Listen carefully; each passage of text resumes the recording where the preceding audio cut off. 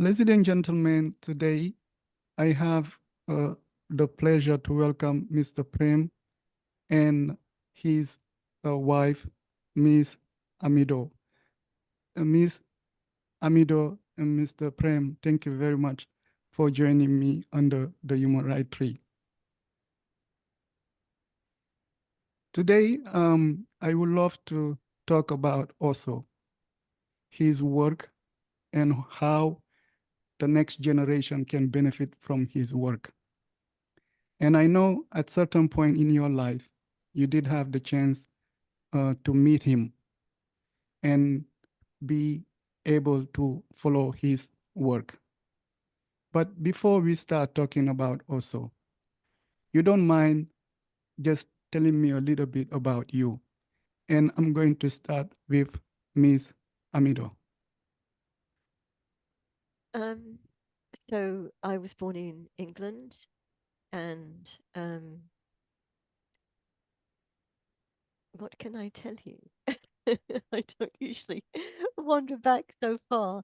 So I traveled overland. I met some people in London when I was 23, Okay, and there was this plan to go overland to India. They were sannyasins. They'd already met Osho or had heard about him, and it was new for me.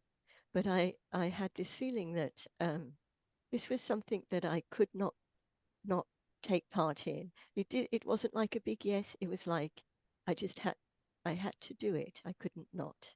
And so we travelled in started off two buses, um, some children as well as adults, and the buses parted in Istanbul because one lot of people wanted to drive night and day and get to Pune, where Osho was, as soon as possible.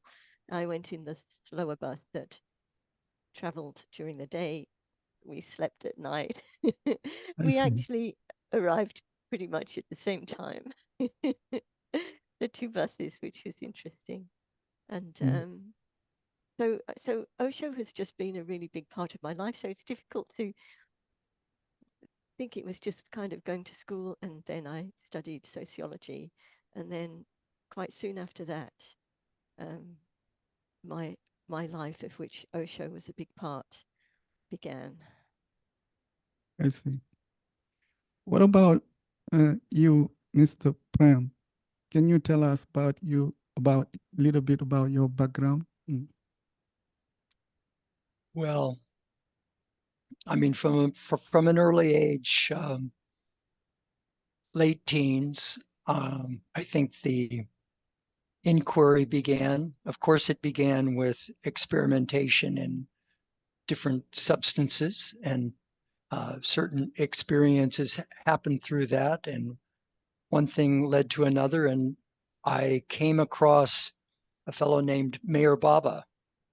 Mayor Baba coincidentally also happened to be from Pune, India, and he had just died 6 months before I came in to know about him. And so for 7 years, that was my spiritual teacher, was Mayor Baba and his work. And then at the end of that 7 years, I had traveled through Africa. I was in Madagascar for 2 years teaching English.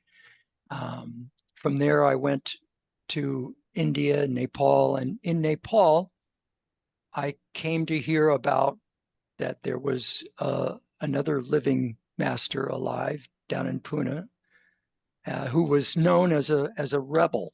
He was a rebel master, and I just kind of filed that away in my the address in my wallet and made my way down through India and ended up in Pune and walked through the gate of at the time, the ashram, which is now the Osho International Meditation Resort.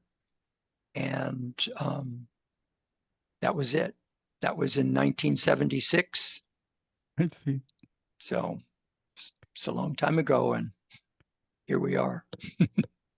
Yeah, Miss Amido, um, I'm assuming you were born in London, and at certain point in your life, you decided to travel to India.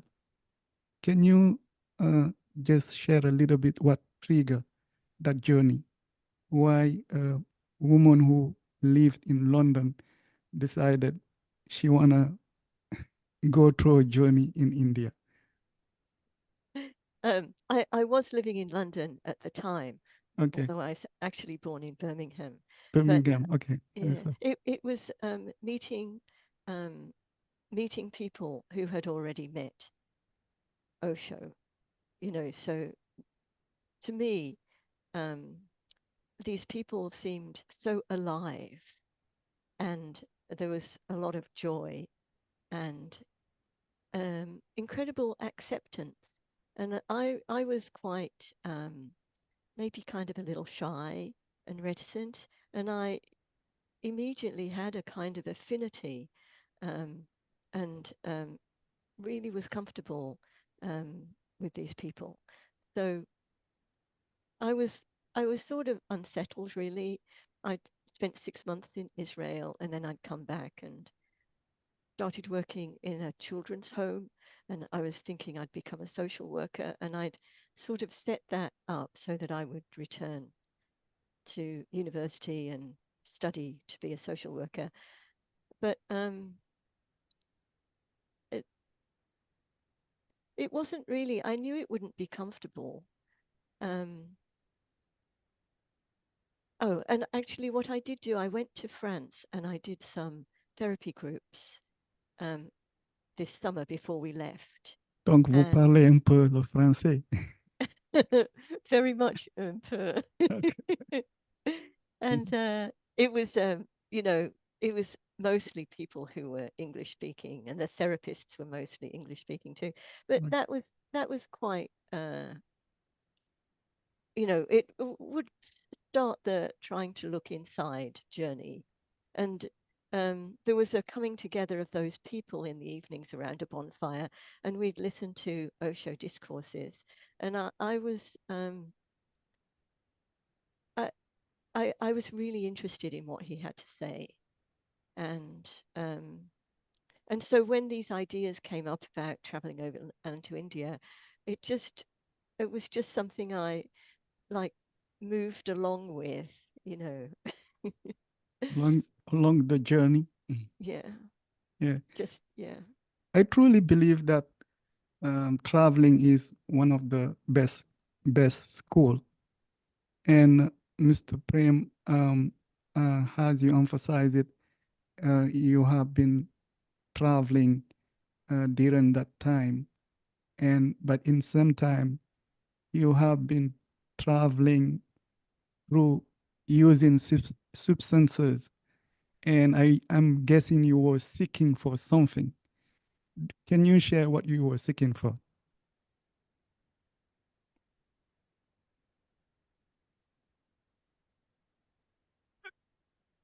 It was a deeper experience of myself. It was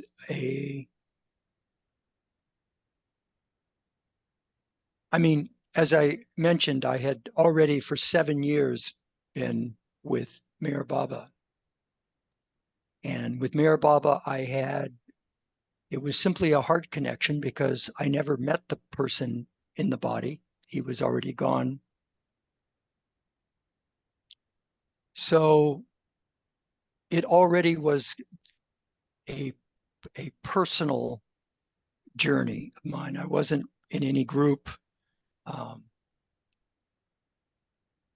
I was exploring through life, through travel, and where life took me. And so to answer your question, the only thing that I could say that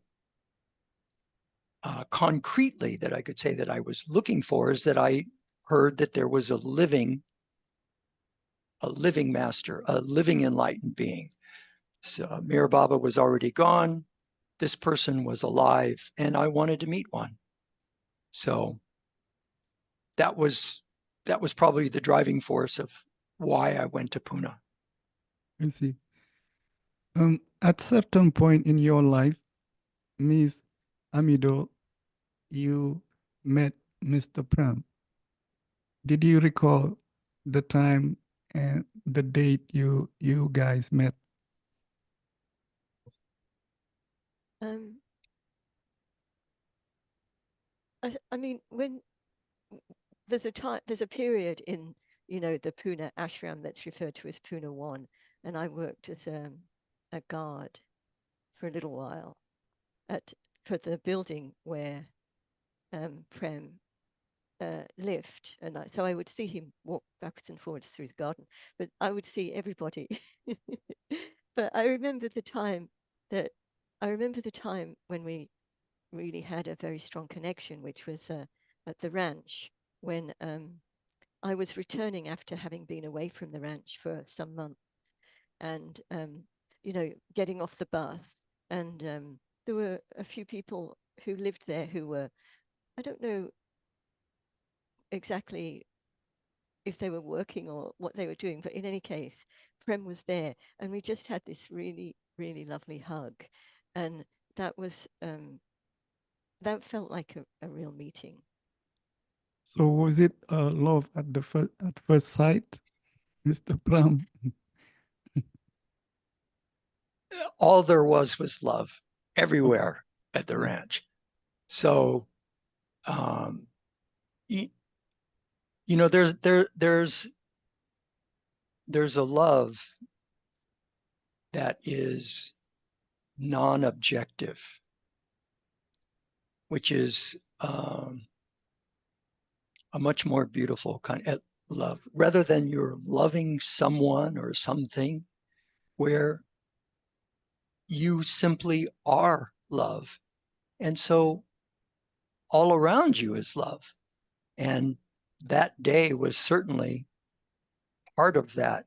And I remember it as well. I remember, I don't know what it was. I don't even know if there was somebody else that I hugged that came off the bus, but I remember that Amido and I had this nice hug. And surely there was a connection. Maybe some people name those things love at first sight. I think that's a little dramatic. Okay. It was just lovely, and Okay. and here we are. How was life in the ashram in Pune? Who's this addressed to? To both of you, whoever feel Well, the it was. desire. Mm.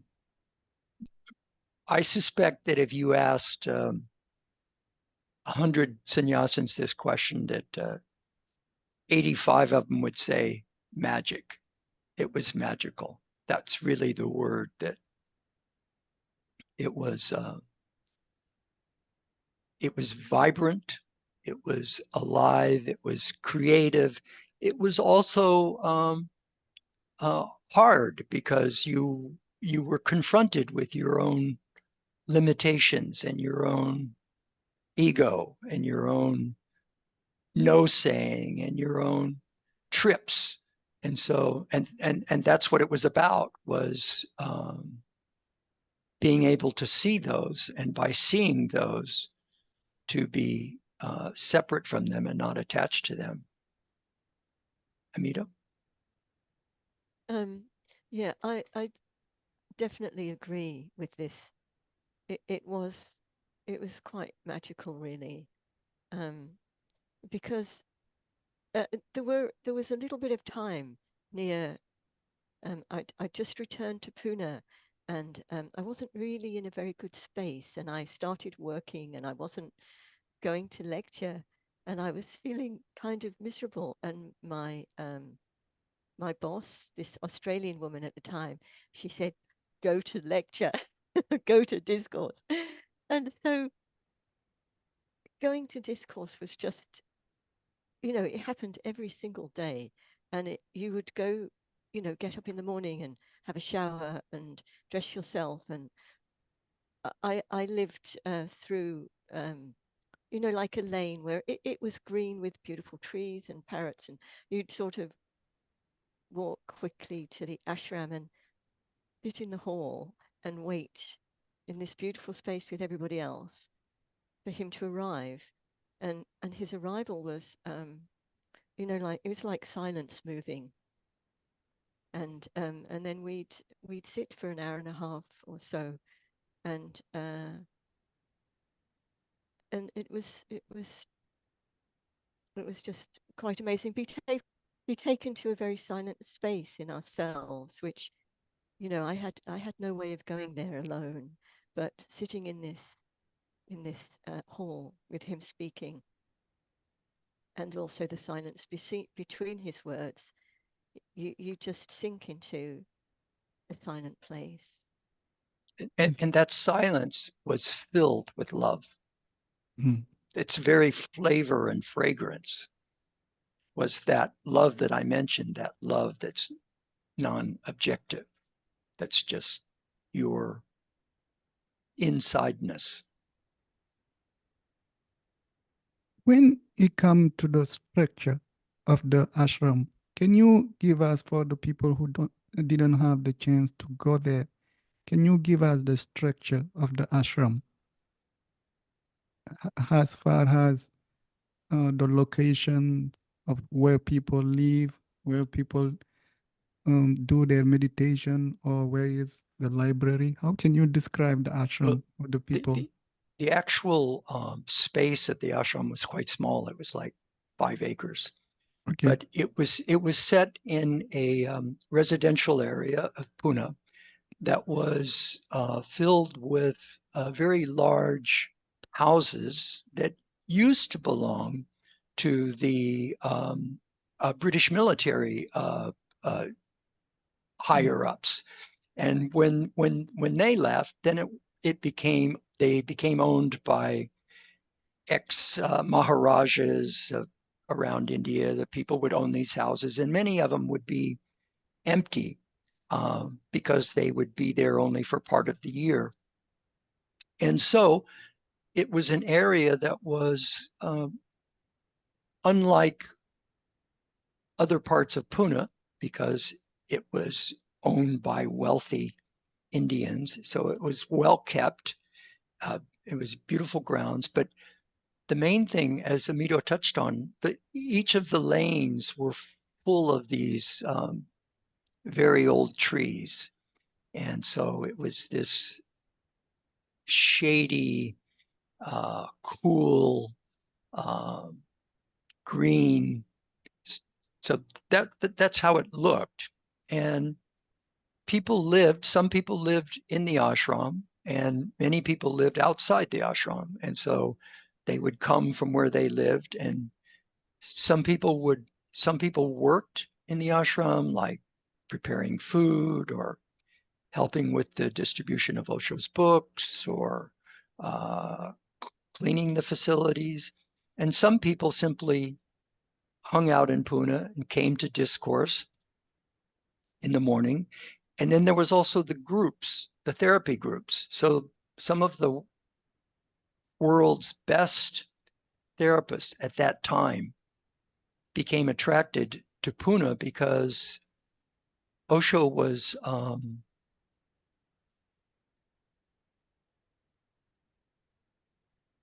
creating this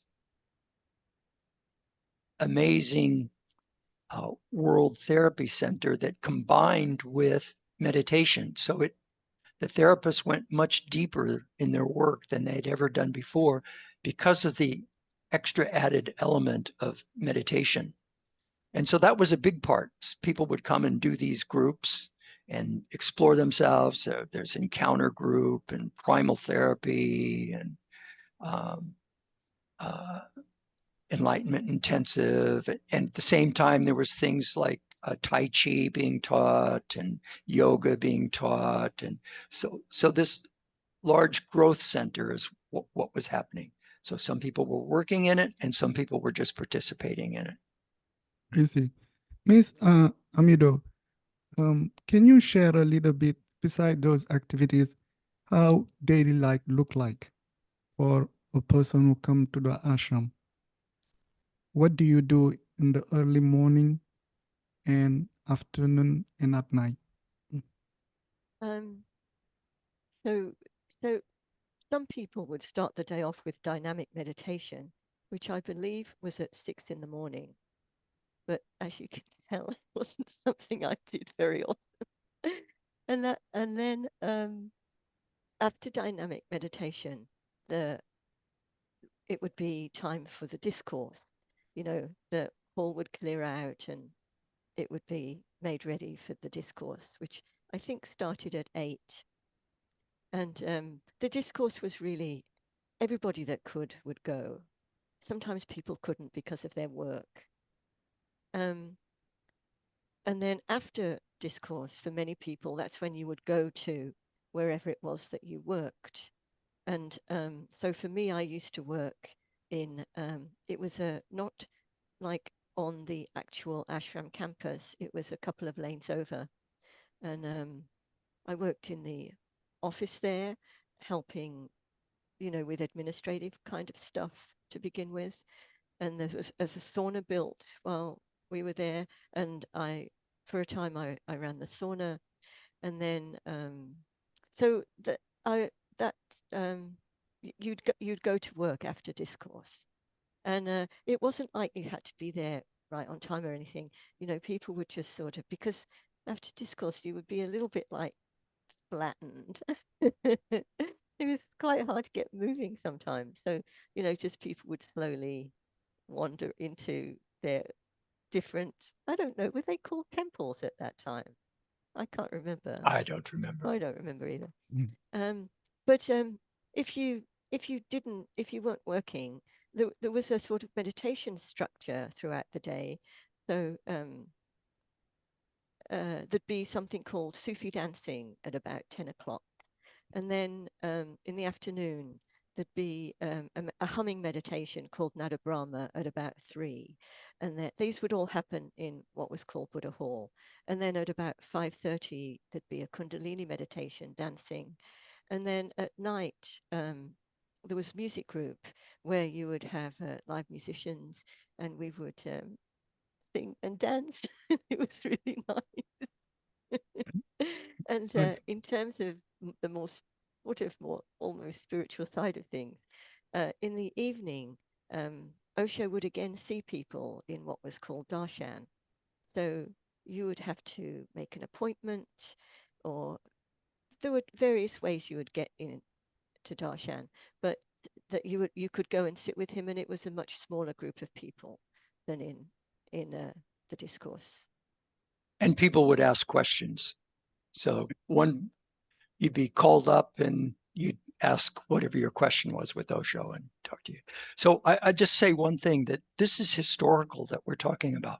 We're talking about a period of time that was from 1974 to 1981, which we call Pune 1. Then there's the period at the ranch, which was from 1981 to 1985. And then there's what was called Pune 2 from 1986,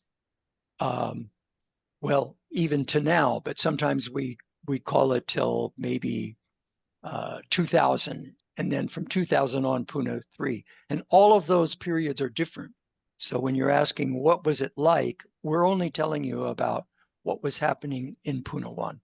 Yeah, and I think we are in Pune 1 for now.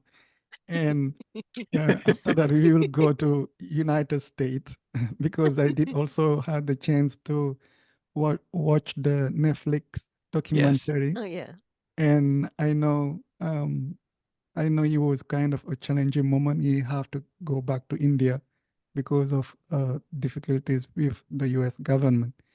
Um, but when you arrived in Pune, and I will call it Pune 1, and you went through our experience, did you feel like um, this is what you were looking for?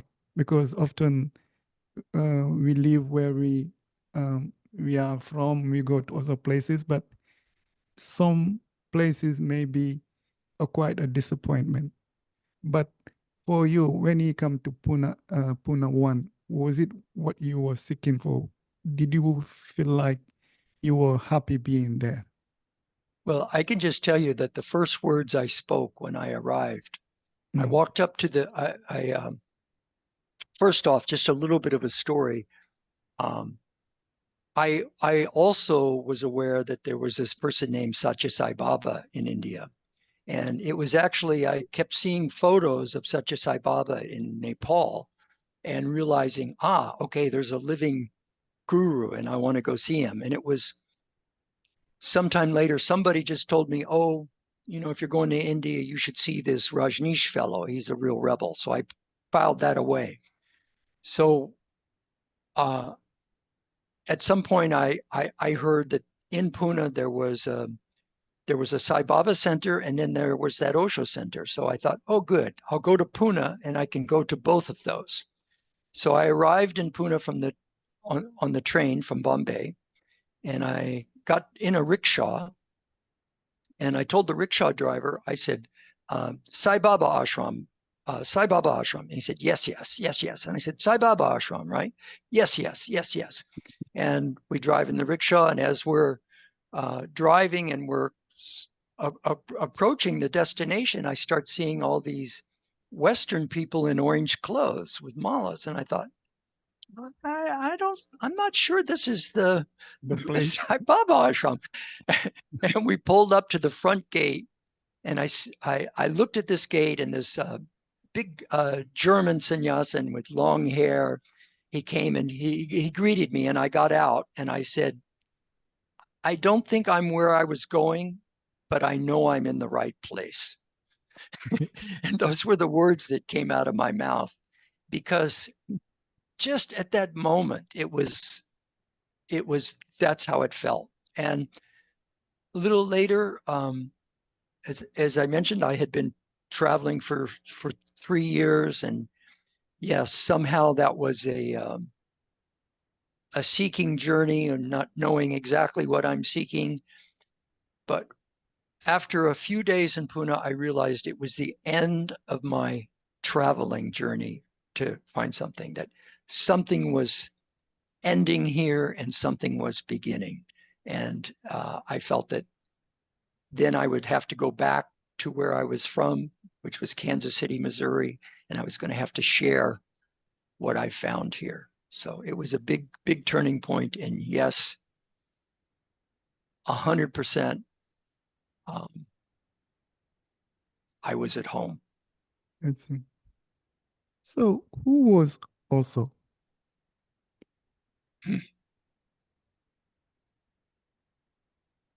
Not a person. At first blush, of course, we thought that Osho was this body that we saw walking into discourse and walking into darshan. But the more time that you spent in that presence, you discovered that wasn't the case. Osho was this space. Osho was this opening. So, okay, on the surface, he had been a university student, and at 21, his enlightenment happened. He continued in school for some time. Then he became a professor in the university after his enlightenment. He taught philosophy for I don't know how many years, number of years, and it wasn't until maybe over 10 years that then his teaching began, 10 years after his enlightenment. And to me, my understanding is he was simply gathering the tools that he was going to work with.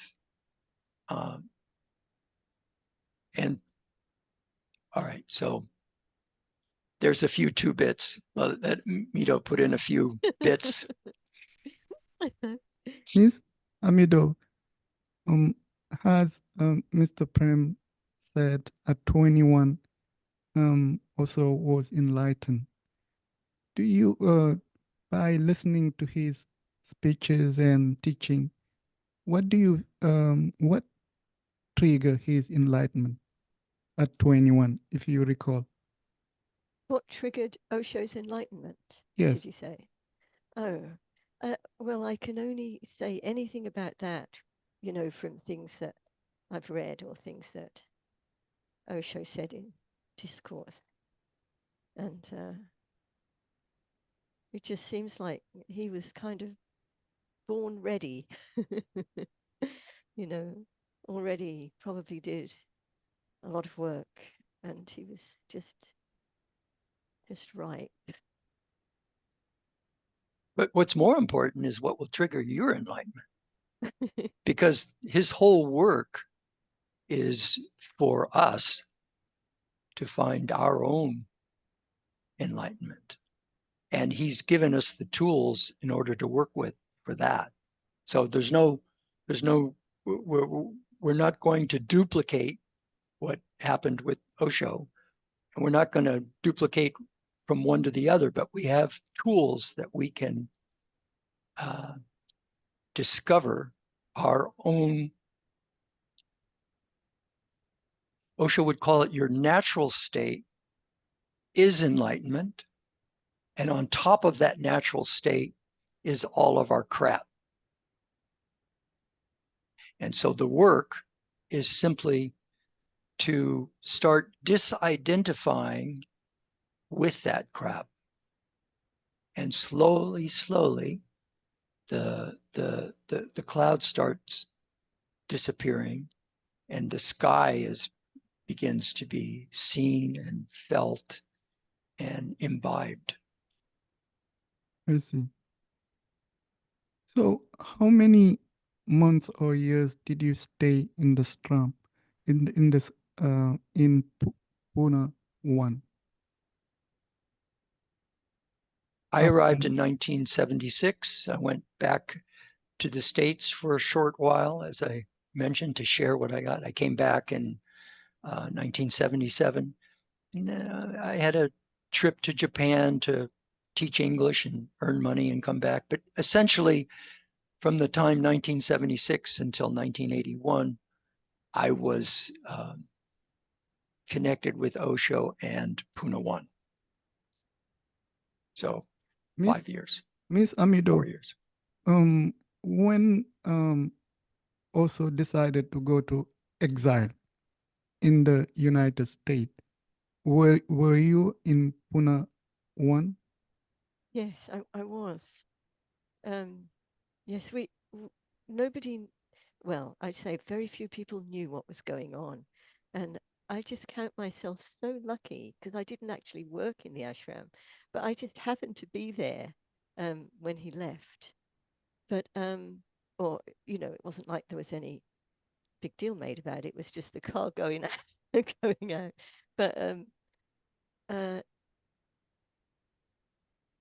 yes, it was, I don't, it's such a long time ago, but it was something of a shock because, he never left the ashram hardly at all. We'll just take issue with the characterization of exile. He wasn't exiled from India. He went to the United States first off to possibly receive treatment for a long-term issue with his back, and it was getting increasingly worse in the early days of 1981, where there was several times where he didn't come out for discourse because of this issue with his back, and it was felt that he could get that treatment better in the United States than India. Yeah, but But beside that, based on what I had read or watched documentaries, there was issue with the local government because many people around didn't perceive his ideas in the best of the term. So at certain point, it was decided um, the idea will flourish better when he come to the United States of America, and Well, there was eventually, two different parallel tracks going on, looking for a larger place. So, as I said, we were in 5 acres, okay, and we were overgrowing that situation, and people were living in mm, all over. So there was one person that was traveling in northern India looking for a place for the new ashram, and many places would almost happen, and then they would fall through. And then there was Sheila who had the idea that it could happen in America. So at the same time, the parallel, these two things going on, mm, Osho's back issue coming to the States, and surely Sheila using that as, aha, now we can get someplace in America. But for a while, he was in New Jersey for months, okay, in Montclair, New Jersey, while still somebody was looking in India and Sheila was looking in America. okay. Eventually, he stayed in America and end up at Wasco County in Oregon. Were you there when things began? When the creation of new city, new ideas, and new experiences began? I think the first people arrived in Oregon in July or August. Of 81. Yeah, of 81. Osho went from New Jersey to there September 1st or early September. I was living in New Jersey. I had gone 2 weeks before Osho with the group to help prepare the space where he was coming to and would stay for the next few months. After Osho left New Jersey and went to Oregon, I traveled across the country calling on bookstores, selling Osho's books to bookstores and distributors. So I arrived in Oregon in November of that 81. And Amido, I got there in about March of 82. I see. If you weren't American, it was a little more difficult. What made it difficult? Mm, Well, just that you didn't have an American passport, so you had to get a visa, and they really they wanted people to be at the ranch who, I suppose, their preference would be to have people that didn't have to bother about getting visas and getting visas renewed and all that kind of stuff. So, how was the experience trying to build a new life, a new city, a new idea, but constantly facing challenges? How was that? How can you, how, what was, how did you, how were you able to have the energy or to deal with the different challenges? I I would say that there was only a small group of people that dealt Okay. with those external forces. That I'd say the majority of us were protected from them by that body of Small group. people Yeah. who took the blows, and so for us it was a paradise, Mhm. and those cares, for many of us, those cares were not on our shoulders. I would say. Would you say that was the yes, case? it's important to note that the the the powers that be at the ashram, Sheila and her gang, they were the ones that absorbed all of the and dealt with on a daily basis um, all of that conflict, and that shielded us and created this possibility for us to a get on with our work, but also to be in this Buddha field and this magical space of hard work, but enjoying. I'm sure there were some people who maybe didn't enjoy being there, but the vast majority of us who were there, because if you didn't enjoy, you'd leave, were on a daily basis enjoying the challenge of it, the creativity of it, the energy of it, the connection of it, the camaraderie of it, and the communalism of it. Also, as a person, physically, we have his pictures and we see personally his videos. But who was also has an idea? What was his main philosophy? What was his main Philosophy. meditation? Love, celebration. I think that everything he did really was to find ways to wake not just the people around him up, but to wake everybody up if he could. Everything I think was geared towards that. So all kinds of tools were used. I think And especially no, when no, you listen to the discourses in from Pune too, and you sort of I've only listened to them, on tape. I wasn't in Pune too, but there's it just feels as if he's throwing all his energy into trying to get us to wake up. His whole being seems to be I mean, he would say that the only hope for humanity is enough people to awaken. Otherwise, you can pick up any newspaper any day and you can see where we're heading.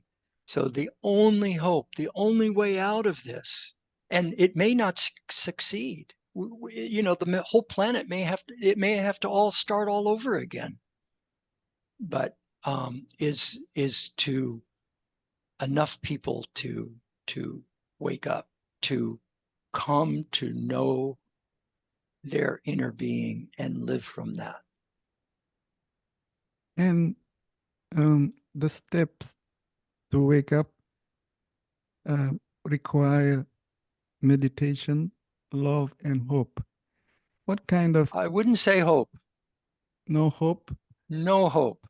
Hope Okay. is part of the mind, an idea, a projection. No, not hope, but meditation and love and celebration in whatever we're doing. Okay. So what kind of meditation also brought to the table? Well, quite unique. So what's the first thing that's unique, as Amido touched on, was dynamic meditation. You probably experienced it when you were in Pune. So Osho discovered that modern man, first off, we're impatient. So we don't have the time and the patience to go through the normal long process of meditation. We simply wouldn't do it. And also that we have unique a situation where we have repressed things because of the society that we live in. We have energies that we don't accept, and so therefore we repress them, and in order to be able, because essentially meditation is sitting in silence, doing nothing. But in order to do that, Osho discovered that modern man needed some help. He needed to be jump-started, and that's what dynamic meditation is. And the first stage in helping somebody to be able to sit in silence and stillness is to go through catharsis. And that means throw out all of the junk in a safe environment without throwing it on somebody else. And so the first step in dynamic, it's hard and fast breathing, which is awakening the energy. And the second step is just going mad. If you scream and yell and cry and laugh and let out all of that comes up through that hard and fast breathing. So that's a unique aspect of, but that is a preparation. All of his active meditations are preparations in order to sit in silence and to watch. And to sit in silence means first we have to watch the contents of the mind, because it's the mind that's preventing silence. So all of these thoughts and ideas and hopes and dreams and fears, and we've got to give them space.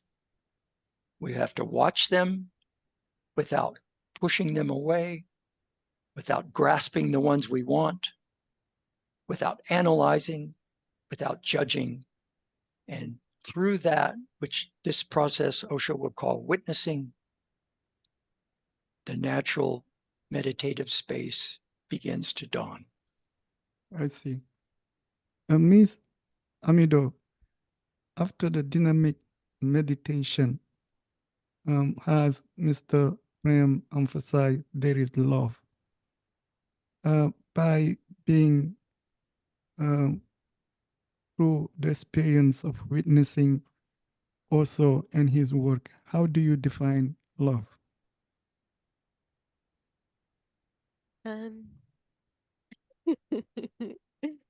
Okay, so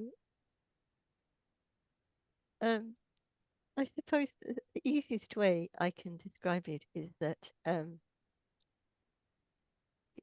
some days I feel my love has gone, that my heart has closed, and on those days I feel as if the world has become black and white. I can't appreciate its beauty, and I feel no joy, and things that I normally love to do, I I I, I have to push myself. But when my heart is open, when I have love in my heart, it's almost then then I see beauty, um and I feel joy, and I feel like there is a song. I feel like my life is a song.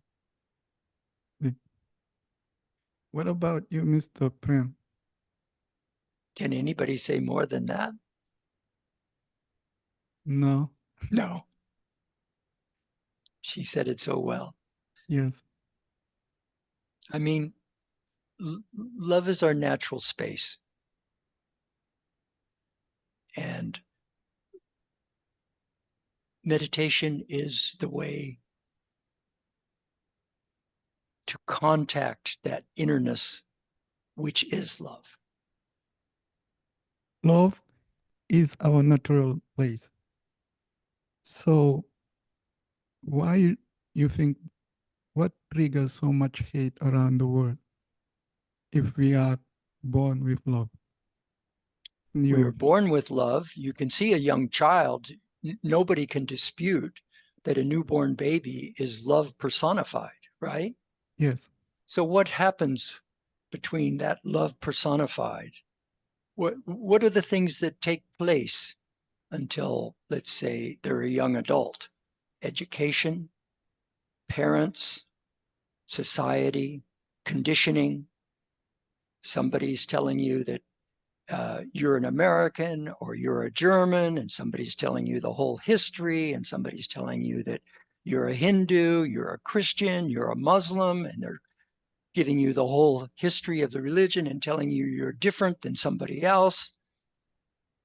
Your family is telling you, our family, we don't talk to that family over there. We're different than they are.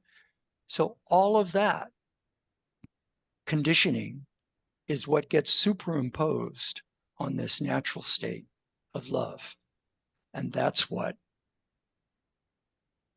meditation has to undo, disidentify from all of that garbage. So, do you think that we are born love, but throughout our life, we are taught about fear? Of course. And for also, the beginning of waking up is to throw the fear away. No, not to throw the fear away, to see our fear, to allow it to present itself in front of us without being afraid of fear. And so therefore we're afraid of fear, we push it down without grasping onto it because it's a way of power and a way of energy. So all of these things, all of this stuff, fear and anger and hatred and possessiveness, and all of this stuff just has to be seen. And by seeing, we become free from, or we become unidentified with. That's the way out. I see. Meditation, love, and the last one was celebration. How do we celebrate? Miss Amida, what celebration mean for you?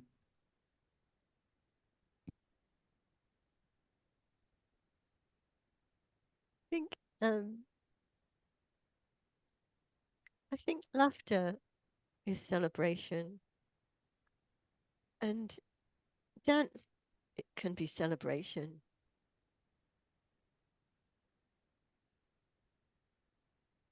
Sometimes I have little periods where I dance in the morning. I'm currently not in one of those, but it reminds me to enter it again. Mm. I think celebration is also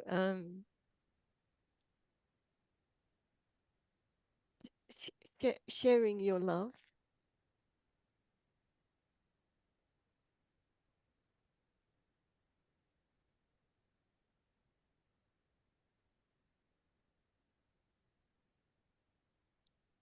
Sometimes I think, you can be in sometimes like traveling on a train and you're sort of just sitting and watching everything that's going on. And you can see these incredible acts of kindness from one person to another. And that too is a kind of celebration. Yes. Um, to that, I did have the chance to take the train from Chicago to LA. It was a quite experience because they have a cart where is you can see the outside while the train is going through the countryside, and it was quite a beautiful experience. And it's not about the scenery only, but also the people you meet um, mm, during the journey, and it was easy way to talk to them. They share their stories, and some have to leave the city, the train in Kansas City, other have to live in New Mexico and all those kind of.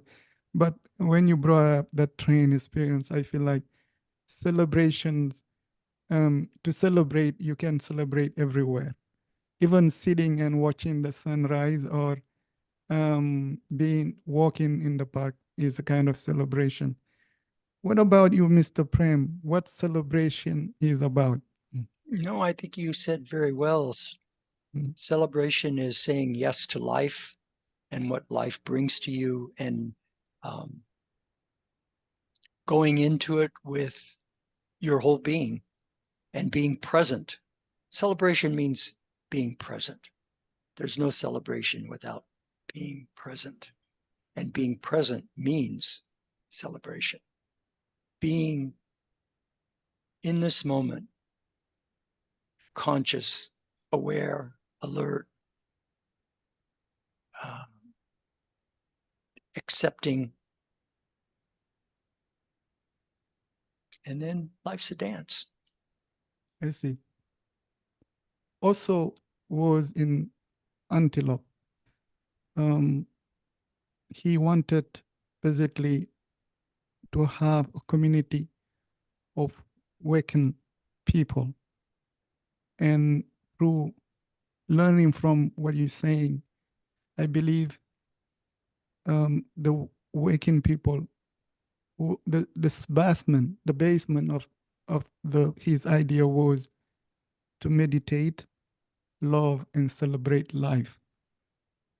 And for me, um, those ideas um, should remain and be. But learning about him and his life, learning about the city you wanted to build, obviously, meditation, the city of meditation, the city of celebration, the city of love didn't happen. Why?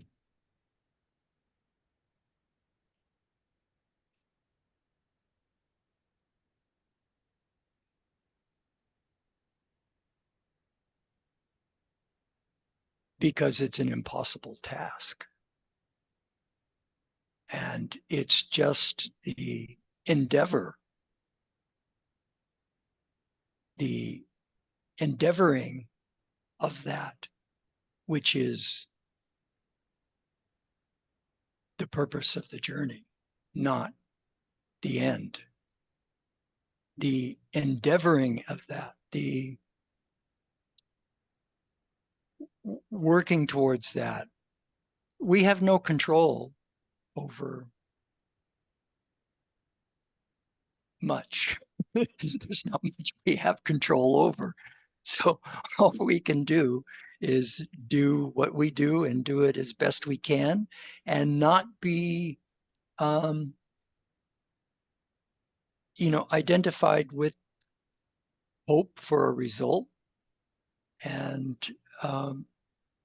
things come and they go, and that's the way of the world. And one day there will be no ashram in Pune, and maybe one day nobody will even ever even remember hearing the word Osho.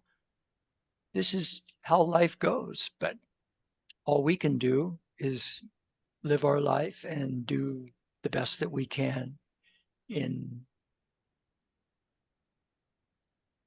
the best way that we can. It was an impossible task. You can look through human history. You can look through American history, and you can ask the same thing for the Shakers and the Quakers. Why aren't the Quakers more successful? Because it's an impossible task.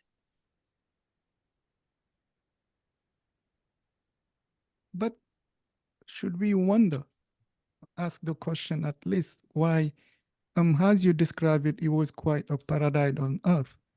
And every day around us, people want to live into a paradise, or at least they hope when they die, they will end up in paradise. And so why is so difficult, at least to live the paradise now? and hope for that in the future, perhaps we'll end up in. It's not difficult to live the paradise now, but the paradise now is individual. Okay. And we don't know that, and we don't know how to do that. So we accept this challenge, and everybody has this idea of living in utopia because we don't know how to contact that inner utopia. But there is an inner utopia. There is an inner paradise. Jesus said the kingdom of heaven is within. What does that say? It means exactly what it says. And but it's easier to lure somebody onto the path by presenting this idea of this paradise on earth, this utopia, this space, this but that's not what the journey is about. I'm not convinced that Osho ever thought that it would last any longer than it did, the ranch. I'm not convinced that it simply wasn't an exercise in creating this space where thousands of people could come and meditate together. And then it would scatter to the wind. And all those people would be taking back some little piece, some little seed that would then scatter around the earth. I'm not convinced that it was anything but that. But in order for us to engage in that, we had to believe and hope that it was, and because of that, when the whole experiment, let's call it that, ended, some people were hurt. They were hurt because they had identified with this dream of their creating this utopia. But there were others who simply were, knowingly or unknowingly, were in that inner exploration. And when it ended, it was like, okay, now what? What's the next surprise that life is going to present? Miss Amido, do you recall that day where everything ended, and what was the feeling you had at that time? Well, I remember the day Osho left the ranch, because it somehow or other information. I don't really know how it spread, but information spread that he would be leaving, and so many people gathered at the airport to see him off. So that was, in fact, the last time I saw him, standing at the top of the flight of stairs to get on the plane and namasteing to everybody. I mean, some of us were really far away, but you could still see him.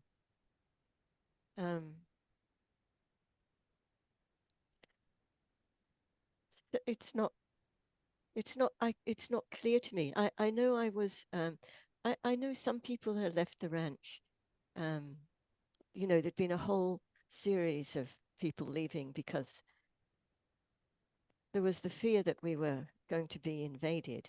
But I don't. I mean, I know it's kind of stupid of me, but because I was brought up in England, I just could not believe those stories. I just thought there's no way anybody's going to come in here and you know kill all these middle And, class people. and destroy everything. So I wasn't frightened of that. And I had come to love the land.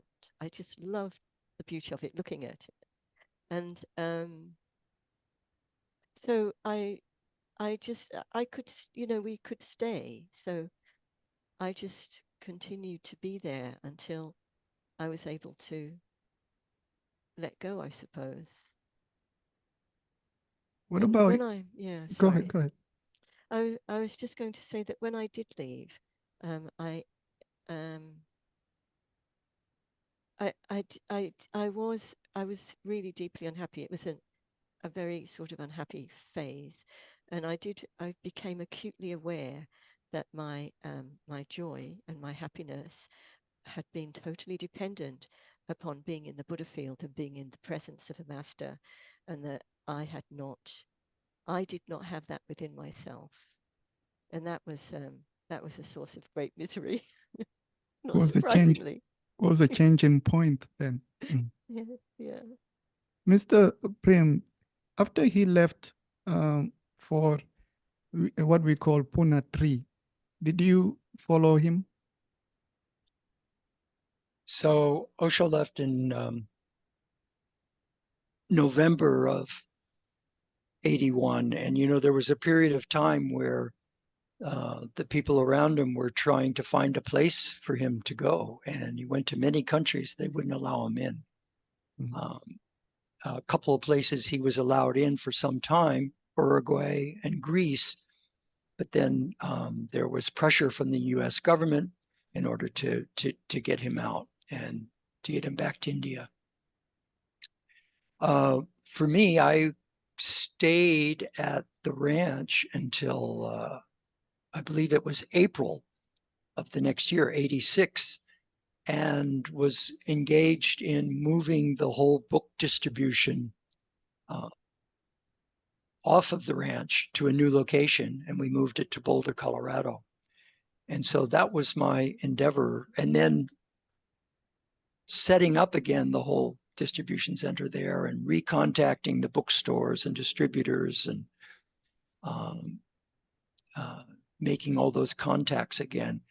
So I did that for quite some time. I'll just back up. The moment I remember when Osho left, and I too was at the airport, and I saw Osho get on the plane, and somehow I knew at that moment that I would never see him again. And somehow there was also a kind of an excitement to that. It was like, okay, now let's see what you're made of, Prem. Now let's see what this meditation you own. uh, and I mean, it wasn't a totally conscious thing, but I do definitely remember he's leaving. I'm not going to see him again. Wow, what's next? And so as Amido mentioned, so what was next was each of us now trying to find for ourselves without um, the dependence on the master's energy or the energy of the community, of finding our own inner light. And that was exciting and still is. Um, it looked like the history of a bird that have these small birds, and the mother left you by your own, and you needed to learn how to fly. How was that process of learning to fly without also around? Without what? Also around. Oh, Miss Amido. Oh, it's so interesting that you should use that sort of analogy, because I was once I worked in this office, and we used to have meetings in a restaurant outside. And there was one day I couldn't really pay any attention to the meeting because there was a young bird that was, its parents were insisting that it try to fly, and it didn't think it was quite ready. And it actually landed up in the trash can. Oh, But I was fascinated by this. whole process. And you can understand why. um, but oh, so really you have to, it's a matter of trying to find how to how to turn inwards. Um, so to begin with, I remember in Boulder I would sit and meditate, and my meditation was really kind of trying to evoke the feeling of sitting with Osho. That's what I kind of considered it to be. It was a slow process,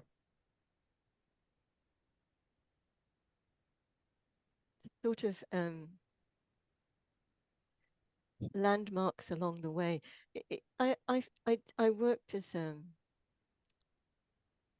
well, I did different jobs, but I know when I started working as a nurse that I found that environment, hard though it was, and I did find it very, very challenging on my psychologically, probably is the best way to say it, and emotionally, that it was a good choice for me to have made because I learnt so much and I got stronger within myself through just there's so very much to deal with, as you can imagine.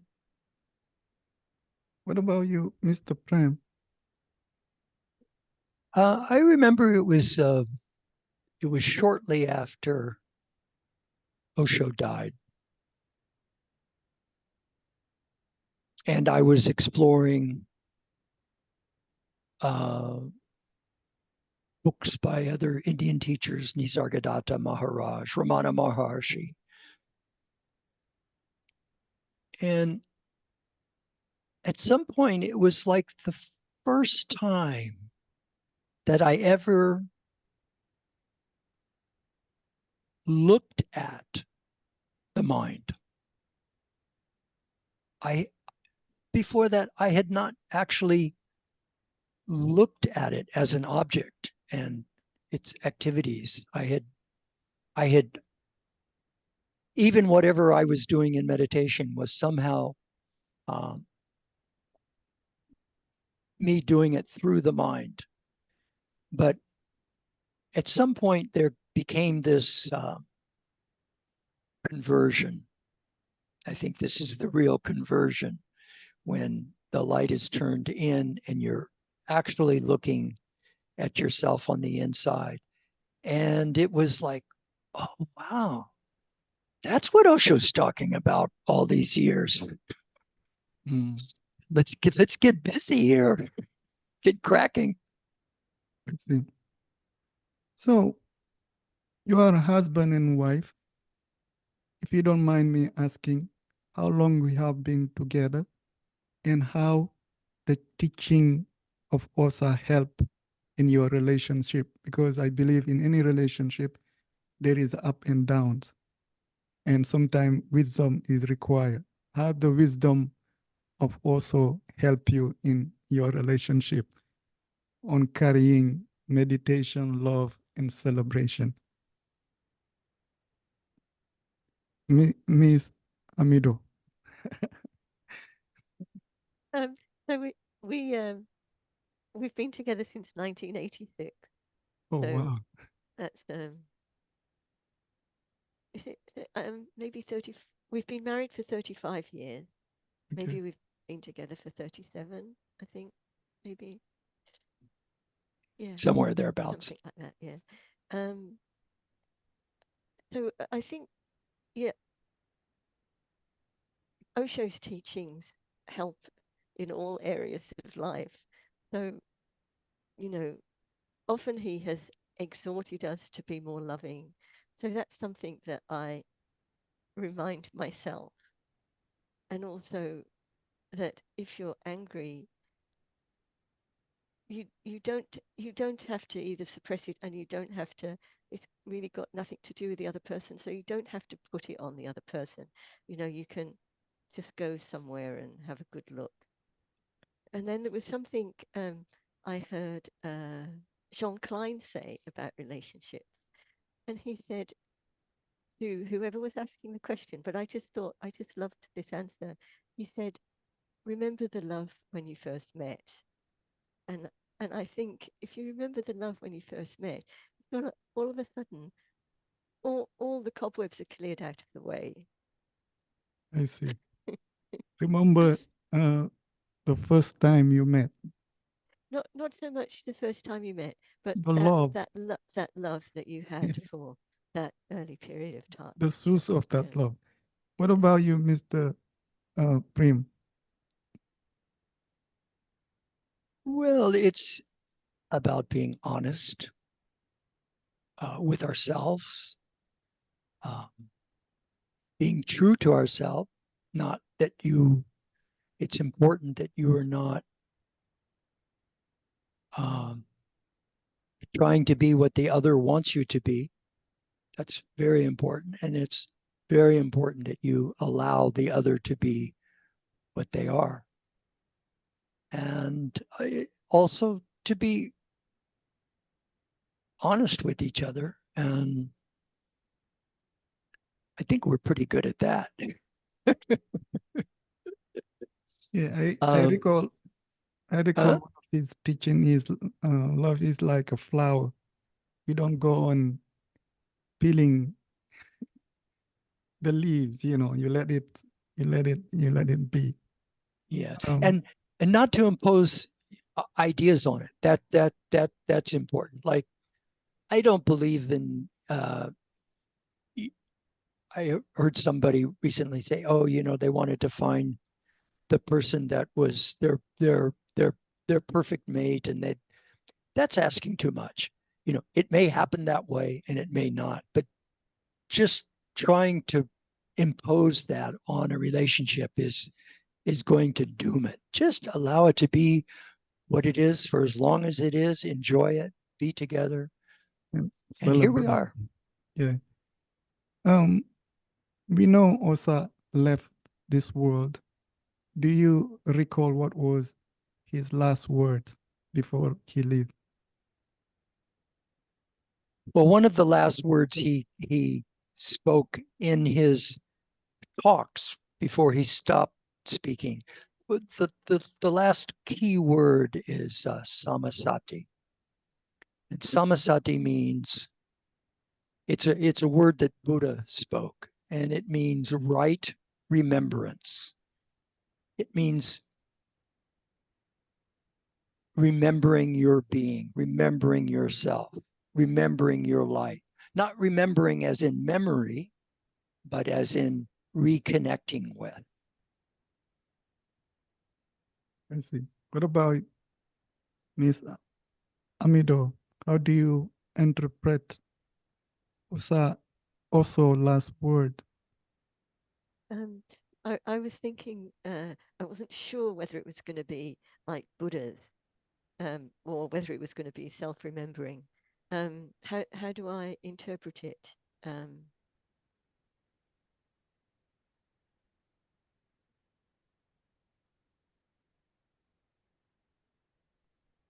Maybe you could talk about Charaveti. right, yes. Please go on, go on. Go So on. just keep on going, and that is, no matter what, don't get discouraged, even Mm, if you feel like you're back at the beginning again. Just keep on going. yeah. Osa is gone, but his work is still with us. So, what do you do to carry on, to go on with his work and allow other people who didn't have the chance to know him like you did? Amido and I have been holding uh, online meditation meetings ever since the start of COVID, uh, weekly, with breaks in between. And only recently, I started a Osho meetup group in Chicago in order to connect with people in Chicago and LA and New York. And just yesterday, we had our first meeting after a 2-month break, and we had a few people from Chicago joining us. So there is this, if somebody's interested, there's this meetup group. It's called Osho Tantra Yoga Zen. And on that meetup group, we post our meetings, which are every Saturday. And it's a 2-hour meditation meeting, which is essentially in 2 parts. One is a listening meditation, which means that we listen to a good hunk of Osho discourse. And it's a listening meditation because for us, when we were in Pune and sitting in discourse, it was a listening meditation. And it's a listening meditation when you're present and you're listening without trying to agree or disagree or judge or argue or any of that, and just be present and hear those words. It becomes a meditation. And then we take a 5-minute break. And then we have what we call a satsang meditation, which is alternating periods of silence, music, and some spoken word.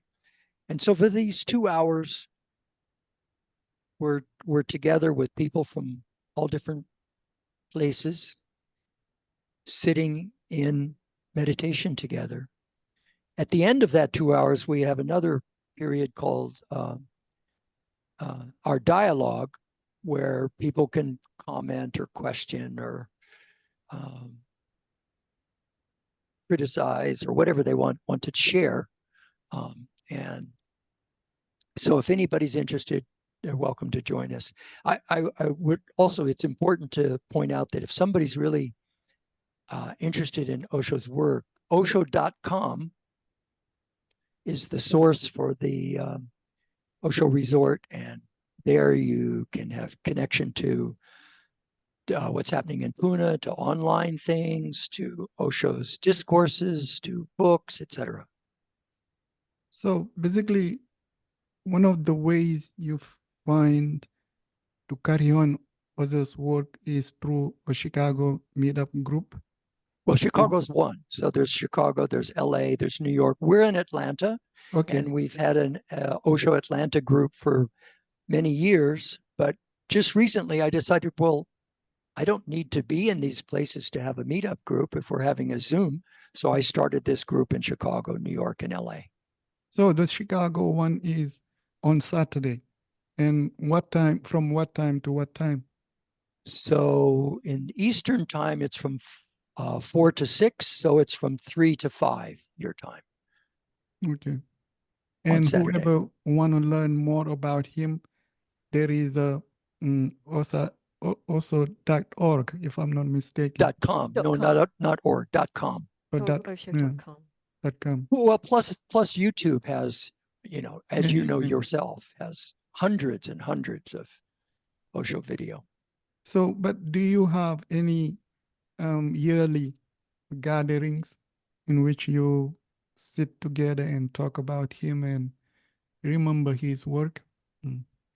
No, I think more it's that, you live his work today.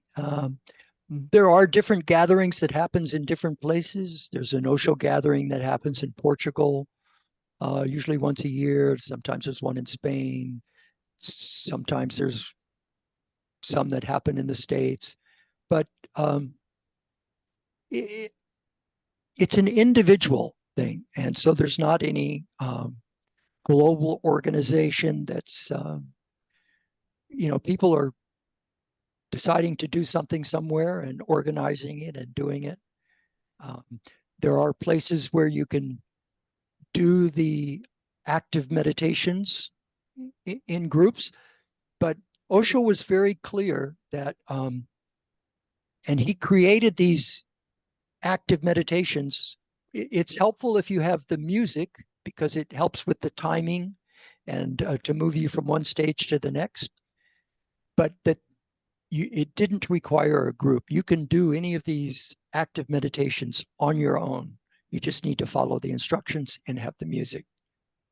And I'll give you one other website because I have posted the music. You can download the music for 3 of the Osho active meditations. If you go to o-meditation.com, o-meditation.com. And that's a great resource of all kinds of stuff, not even just Osho, Ramana Maharshi and Mayor Baba and Sean Klein and Krishnamurti. Mr. Prem, Miss Amido, thank you very much for your precious time. I'm very grateful that you offer me your time and allow me to learn about your journey and your journey encountering also. And I'm very grateful to that. But before we end this conversation, I would like to have your last words. And I'm going to start with Miss Amido. What kind of idea after meeting also and being able to live your life without him, what kind of idea would you want to share for the future generation? Do you mean the, I don't quite understand the question. The question is, what kind of advice can you give to the new generation when it comes to happiness, um, love, and celebration? Okay. So I'd have to echo what Osho has been trying to get us to do, and that is to meditate. Okay. Because that seems to be, it seems to be the answer. Yes. Meditation. Meditation. It's one of the keys. Okay. Yes. Yeah. What about you, Mr. Prem? Not one of the key, the only key. But one thing that Osho said, so, it's important because people may think, oh, okay, Osho's gone, so now what? Osho has said that your meditation does not depend on my presence, it depends on your presence. And on that note, I would say, come join us on Saturday, Alpha.